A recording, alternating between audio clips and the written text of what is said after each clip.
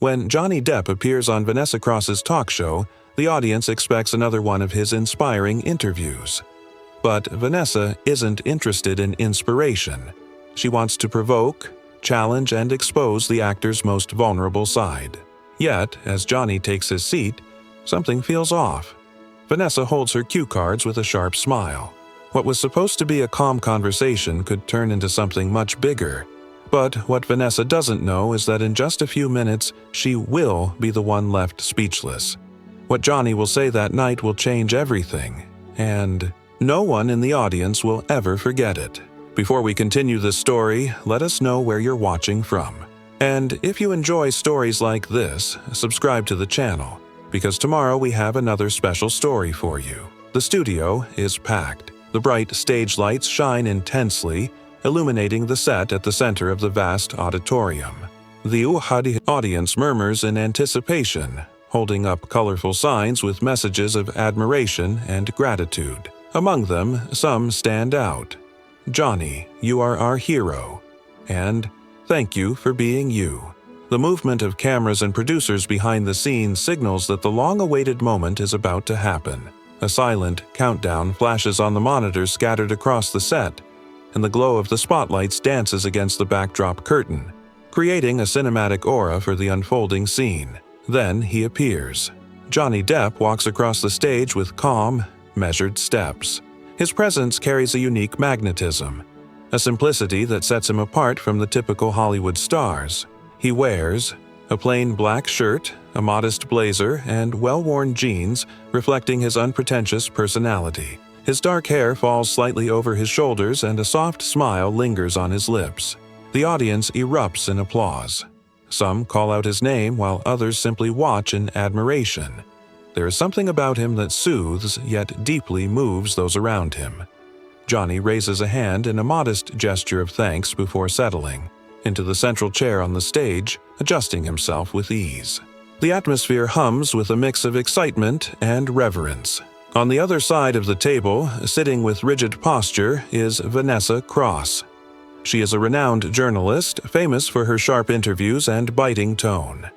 Her show is known for exposing vulnerabilities, extracting uncomfortable truths, and occasionally dismantling reputations. Dressed in a fitted blazer with her hair perfectly tied back, Vanessa holds a stack of question cards with a firm grip.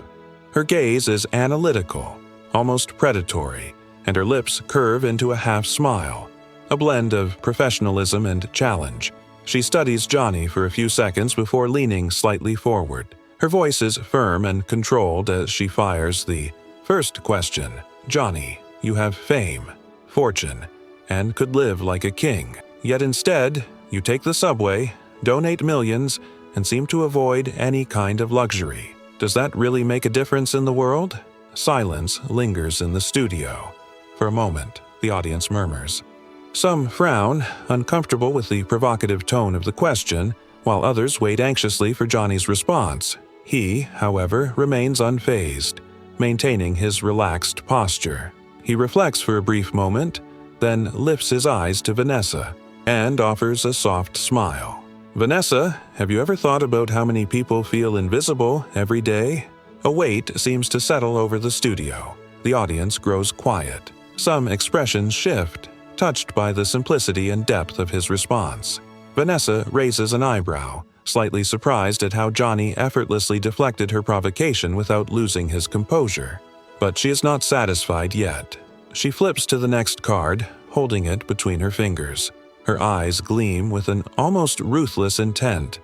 Her trump card is still to come. Leaning in slightly more, she is ready to ask the question that, in her mind, will finally make Johnny Depp loses his balance. But Vanessa isn't done yet. She has a much crueler question prepared, one that will touch on the deepest wounds of Johnny's life. The studio, once filled with energy and excitement, is now immersed in tense silence. Johnny's last response left an unexpected impact. Some members of the audience glance at each other, while others clasp their hands in their laps, reflecting on the words they just heard. But Vanessa Cross is not satisfied. She crosses her legs, adjusting her posture with calculated elegance. A slight smile forms at the corners of her lips, but her eyes hold a merciless glint. She casually tosses the next question card onto the table, letting the suspense linger in the air. Then, without hesitation, she fires. "Johnny, you lost your fiancé, your baby, your best friend. Didn't that destroy you? Don't you feel that in the end, everything is just pain?" The impact of the question is immediate. The audience holds its breath. Some cover their mouths, shocked by the brutal nature of the question. Others frown, visibly uncomfortable with the blunt and insensitive way Vanessa approached the subject. Johnny lowers his head slightly, his fingers interlacing over his knees. For a moment, silence stretches across the entire studio. The cameras zoom in on his face, his eyes, which usually hold a serene glow, now reflecting something deeper. An ocean of memories, of losses, of pain that cannot be put into words. Vanessa watches closely, waiting for a hesitation, a flicker of vulnerability she can exploit. But then Johnny lifts his gaze. He takes a deep breath and, in a calm voice, responds, "Pain never destroyed me. It taught me. It taught me that nothing is permanent, that every moment matters, and that true love never disappears." The studio remains utterly silent. Some audience members' eyes begin to glisten with unshed tears. A woman in the front row pulls out a tissue and discreetly dabs at her eyes.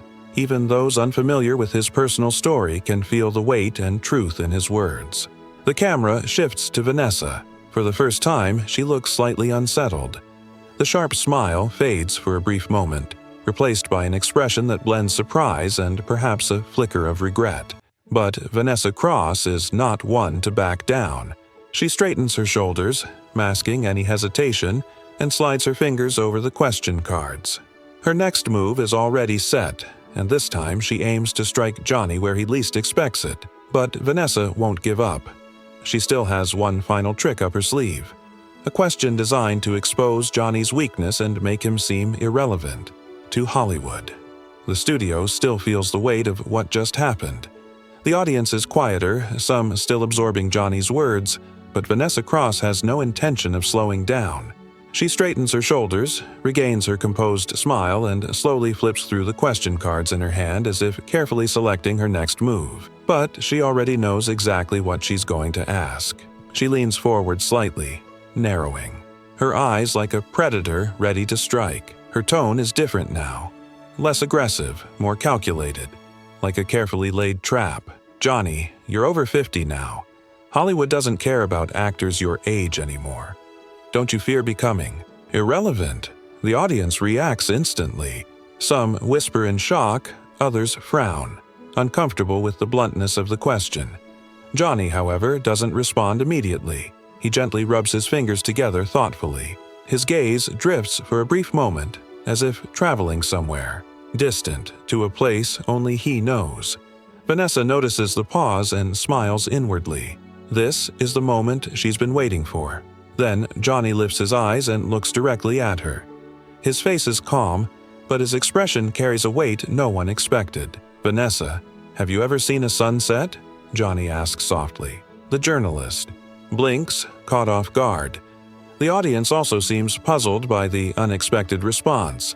Johnny continues, his voice soft but filled with meaning. "A sunset is beautiful. But have you ever heard anyone call it irrelevant just because the night is coming?" The studio erupts into applause. Shouts of support echo through the audience. "Yes, bravo, Johnny, you're amazing." Vanessa is frozen for a moment. She loses complete control of the interview. Her expression shifts. The rehearsed smile fades, replaced by something unreadable. Surprise and perhaps even a flicker of respect. Johnny didn't attack her. He didn't retaliate with aggression. He simply turned the question against her, offering a response so beautiful and undeniable that, for a moment, the entire structure of the interview seems to collapse. Vanessa takes a deep breath, trying to regain control. She glances at the cards in her hand and realizes she needs a different approach. Her plan to unsettle Johnny isn't working as she expected, but there is still a way. If he doesn't fear irrelevance, maybe she can touch on something even deeper. Her next move will target his childhood, Vanessa, feeling control slipping from her hands, decides to attack Johnny Depp's past, trying to expose his vulnerability. The studio is still buzzing from Johnny's last response. The audience, which had been divided between applause and murmurs, now looks at him with a newfound layer of respect. He hasn't just answered the questions with calmness, he has turned each provocation into a powerful reflection. But Vanessa Cross isn't finished. She can feel control of the interview, slipping through her fingers, and it frustrates her. Her show isn't known for inspiring moments. It's known for putting celebrities on the spot. She needs to regain her grip on the conversation, so she decides to go deeper. She picks up the next question card, holding it for a few seconds as if weighing her words, but deep down, she already knows exactly what she wants to say. Leaning forward slightly, her voice is firm, but there's a cold edge to it. "Johnny, you grew up without a father, and your mother worked hard to support you. Have you never felt angry about that?" The impact of the question is immediate. The audience shifts uncomfortably. Some frown, realizing that Vanessa is trying to poke at an old wound. Johnny, however, doesn't react with surprise. He expected this attack. He takes a deep breath and, instead of looking at Vanessa, he gazes off into the distance, as if revisiting memories from a long-ago past. After a moment of silence, he offers a small, thoughtful smile. "My father taught me something valuable," Johnny says. Vanessa blinks slightly, confused. This wasn't the response she was expecting. Johnny then looks back at her and continues. "He showed me the kind of man I didn't want to become. My mother taught me how to survive." Silence grips the studio. A woman in the audience lets out a quiet sob, unable to hold back her emotions. A few people exchange glances, touched by the simplicity and depth of Johnny's words. For the first time, Vanessa hesitates. This interview was supposed to be a power play with her controlling the rhythm, but Johnny refuses to play by her rules. He doesn't react with anger, nor does he defend himself. Instead, he turns every harsh question into a life lesson. For a brief moment, Vanessa doesn't know what to say. She flips through the cards once more, her fingers slowly gliding over the paper. It's becoming clear that her previous strategies aren't working, but there is still one final move. She lifts her eyes to Johnny, and this time, her expression no longer holds the sarcasm it once did. Now, there's something different, something darker. If touching on his past wasn't enough, there might be only one thing that can truly shake him: the fear of his own mortality. But she still has one last card to play, a question that will force him to confront his deepest fear. The air in the studio is electric, charged with an unspoken energy that no one can quite describe. The audience is no longer just watching an interview. They are witnessing something else, something deeper. Johnny Depp has faced every question with an almost meditative calm, turning even the sharpest inquiries into reflections that leave the crowd in silent awe. But Vanessa Cross is not finished. Her mind races. Every calculated dig, every verbal trap, none of them had fazed him. She adjusts her blazer slowly, pulling back her shoulders. A journalist known for breaking even the most composed guests, she has built her career on digging deeper, pushing boundaries, and exposing vulnerabilities. Right now, sitting across from Johnny, she feels something unfamiliar creeping in: frustration. Not because he refuses to play her game, but because he keeps changing it altogether. Her previous tactics had aimed to expose him, to strip away the mystique surrounding his kindness and humility. But instead, he had left her with more questions than answers. This is her last chance. She needs to take control. This time, there's no smirk, no performative charm. She leans forward just slightly. The movement is calculated, deliberate. Her voice, when it comes, is quieter than before, but there's something else woven into it. Something colder. "Johnny, don't you feel fear?"